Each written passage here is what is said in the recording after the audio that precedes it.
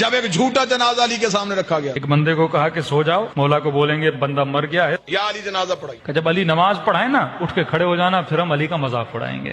مسلمان شرارتیں نہیں چھوڑتا، تو ایک بندہ لیٹ گیا، جنازہ پڑھانے سے پہلے ہی علی نے کہا کون ہے اس کا جنازہ لے کے؟ یا علی ہمارا دوست تھا بیچارہ، اس کا انتقال ہو گیا ہے۔ امام نے کہا دیکھو کسی اور سے پڑھا لو، علی سے نہ پڑھاؤ۔ کہا نہیں یا علی آپ ہی پڑھائیں، نبی کے صحابی ہیں، آپ کا درجہ، آپ کا مقام۔ کہا دیکھو پھر کہہ رہا ہوں مجھ سے نہ پڑھاؤ، کیونکہ میں جب نیت کروں گا تو نیت یہی کروں گا نماز جنازہ پڑھا رہا ہوں۔ بہرحال انہوں نے اصرار کیا، مولا علی آ گئے، امام نے نیت کی، نماز جنازہ کی اور نماز پڑھانا شروع کر دی۔ یہ اس انتظار میں تھے ابھی اٹھے گا ابھی اٹھے گا، نماز ختم ہو گئی اٹھائی نہیں، اور ایک جناب آگے بڑھا اور اس کو اٹھانے کی کوشش کی، بھائی اٹھ جاؤ نماز ختم ہو گئی، کہیں تجھے نیند تو نہیں آ گئی؟ علی مسکرائی، علی نے مصلی چھوڑ کے کہا صرف مرا ہی نہیں ہے، قیامت والے دن ہر کوئی اٹھے گا، یہ پھر بھی نہیں اٹھے گا۔ مولا یہ کیوں نہیں اٹھے گا؟